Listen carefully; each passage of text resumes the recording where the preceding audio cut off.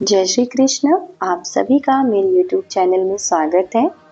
आज मैं आप सभी को भगवती सीता जी की शक्ति तथा पराक्रम से संबंधित मूलकासुर की कथा सुनाने वाली हूँ, जो कि इस प्रकार है। एक बार भगवान श्री राम जब सपरिकर सभा में विराज रहे थे, विभीषण बड़ी विकलता पूर्वक अपनी स्त्री तथा 4 मंत्रियों के साथ दौड़े आए और कहने लगे, हे राजीव नयन राम, मुझे बचाइए। कुंभकर्ण के पुत्र मूलकासुर नामक राक्षस ने, जिसे मूल नक्षत्र में उत्पन्न होने के कारण कुंभकर्ण ने वन में छुड़वा दिया था, पर मधुमक्खियों ने जिसे पाल लिया था, तरुण होकर तपस्या के द्वारा ब्रह्मा जी को प्रसन्न कर उनके बल से गर्वित हो बड़ा भारी ऊधम मचा रखा है। उसे आपके द्वारा लंका विजय तथा मुझे राज्य प्रदान की बात मालूम हुई तो पातालवासियों के साथ दौड़ा हुआ लंका पहुंचा और मुझ पर धावा बोल दिया। जैसे तैसे मैं उसके साथ 6 महीने तक युद्ध करता रहा। गत रात्रि मैं अपने पुत्र, मंत्रियों और स्त्री के साथ किसी प्रकार सुरंग से भागकर यहाँ पहुंचा हूँ। उसने कहा है कि पहले भेदिया विभीषण को मारकर फिर पितृहंता राम को भी मार डालूंगा। सो राघव, वह आपके पास भी आता ही होगा। इसलिए ऐसी स्थिति में आप जो उचित समझते हो वह तुरंत कीजिए। भक्त वत्सल भगवान श्री राम के पास उस समय यद्यपि बहुत से अन्य आवश्यक कार्य भी थे, तथापि भक्त की करुण कथा सुनकर उन्होंने अपने पुत्र लव, कुश तथा लक्ष्मण आदि भाइयों एवं सारी वानरी सेना को तुरंत तैयार किया और पुष्पक यान पर चढ़कर झट लंका की ओर चल पड़े। मूलकासुर को राघवेंद्र के आने की बात मालूम हुई तो वह भी अपनी सेना लेकर लड़ने के लिए लंका के बाहर आया। बड़ा भारी तुमुल युद्ध छिड़ गया। 7 दिनों तक घोर युद्ध होता रहा। बड़ी कठिन समस्या उत्पन्न हो गई। अयोध्या से सुमंत्र आदि सभी मंत्री भी आ पहुंचे। हनुमान जी बराबर संजीवनी लाकर वानरों, भालुओं तथा मानुषी सेना को जिलाते ही रहे, पर युद्ध का परिणाम उल्टा ही दिखता रहा। भगवान चिंता में कल्प वृक्ष के नीचे बैठे थे। मूलकासुर अभिचार होम के लिए गुप्त गुहा में गया था। विभीषण भगवान से उसकी गुप्त चेष्टा बतला रहे थे।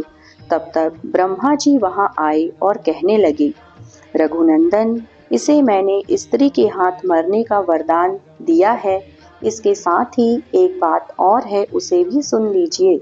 एक दिन इसने मुनियों के बीच शोक से व्याकुल होकर चंडी सीता के कारण मेरा कुल नष्ट हुआ ऐसा वाक्य कहा था। इस पर एक मुनि ने क्रुद्ध होकर उसे शाप दे दिया, दुष्ट, तूने जिसे चंडी कहा है वही सीता तुझे जान से मार डालेगी। मुनि का इतना कहना था कि वह दुष्ट आत्मा उन्हें खा गया। अब क्या था, शेष सब मुनि लोग चुपचाप उसके डर के मारे धीरे से वहां से खिसक गए। इसलिए अब उसकी कोई औषध नहीं है। अब तो केवल सीता ही इसके वध में समर्थ हो सकती हैं। ऐसी दशा में रघुनंदन, आप उन्हें ही यहाँ बुलाकर इसका तुरंत वध कराने की चेष्टा करें। यही इसके वध का एकमात्र उपाय है। इतना कहकर ब्रह्मा जी चले गए। भगवान श्री राम ने भी तुरंत हनुमान जी और विंता नंदन गरुण को सीता को पुष्पक यान से सुरक्षित ले आने के लिए भेजा। इधर पराम्बा, भगवती, जनक नंदिनी सीता जी की बड़ी विचित्र दशा थी। उन्हें श्री राघवेंद्र रामचंद्र के विरह में एक क्षण भर भी चैन नहीं था। वे बार बार प्रासाद शिखर पर चढ़कर देखती कि कहीं दक्षिण से पुष्पक पर प्रभु तो नहीं पधार रहे हैं। वहां से निराश होकर वे पुनः दाक्षा मंडप के नीचे शीतलता की आशा में चली जाती। कभी वे प्रभु के विजय के लिए तुलसी, शिव प्रतिमा, पीपल आदि की प्रदक्षिणा करती और कभी ब्राह्मणों से मन्यु सूक्त का पाठ कराती। कभी वे दुर्गा की पूजा करके यह मांगती कि विजयी श्री राम शीघ्र लौटें और कभी ब्राह्मणों से शतरुद्रीय का जप कराती। नींद तो उन्हें कभी आती ही नहीं थी। वे दुनिया भर के देवी देवताओं की मनौती मनाती तथा सारे भोगों और श्रृंगारों से विरत रहती। इसी प्रकार युग के समान उनके दिन जा रहे थे। गरुण और हनुमान जी उनके पास पहुँचे। पति के संदेश को सुनकर सीता तुरंत चल दी और लंका में पहुंचकर उन्होंने कल्प वृक्ष के नीचे प्रभु का दर्शन किया। प्रभु ने उनके दुबले होने का कारण पूछा।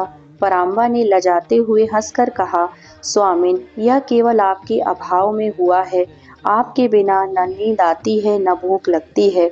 मैं आपकी वियोगिनी, बस योगिनी की तरह रात दिन बलात् आपके ध्यान में पड़ी रही। बाह्य शरीर में क्या हुआ है इसका मुझे कोई ज्ञान नहीं। तत्पश्चात प्रभु ने मूलकासुर के पराक्रमादि की बात कही। फिर तो क्या था, भगवती को क्रोध आ गया। उनके शरीर से एक दूसरी तामसी शक्ति निकल पड़ी। उसका स्वर बड़ा भयानक था। वह लंका की ओर चली। तब तक वानरों ने भगवान के संकेत से गुहा में पहुंचकर मूलकासुर को अभिचार से उपरत किया। वह दौड़ता हुआ इनके पीछे चला तो उसका मुकुट गिर पड़ा, तथापि वह रण क्षेत्र में आ गया। छाया सीता को देखकर उसने कहा, तू भाग जा, मैं स्त्रियों पर पुरुषार्थ नहीं दिखाता। पर छाया ने कहा, मैं तुम्हारी मृत्यु चंडी हूँ। तूने मेरे पक्षपाती ब्राह्मण को मार डाला था, अब मैं तुम्हें मारकर उसका ऋण चुकाऊंगी। इतना कहकर उसने मूलक पर 5 बाण चलाए। मूलक ने भी बाण चलाना शुरू किया। अंत में चंडिकास्त्र चलाकर छाया ने मूलकासुर का सिर उड़ा दिया। वह लंका के दरवाजे पर जा गिरा। राक्षस हाहाकार करते हुए भाग खड़े हुए। छाया लौटकर सीता के शरीर में प्रवेश कर गई। तत्पश्चात विभीषण ने प्रभु को पूरी लंका दिखाई, क्योंकि पिता के वचन के कारण पहली बार वे लंका में न जा सके थे। सीता जी ने उन्हें अपना वास स्थल अशोकवन दिखाया। कुछ देर तक वे प्रभु का हाथ पकड़कर उस वाटिका में घूमी भी। फिर कुछ दिनों तक लंका में रहकर वे सीता तथा लव कुशादि के साथ पुष्पक यान से अयोध्या लौट आए। जय श्री कृष्ण। आगे भी ऐसी रुचिकर कथाएं सुनने के लिए मेरे चैनल को सब्सक्राइब कीजिए, वीडियो को लाइक और शेयर भी कीजिए। धन्यवाद।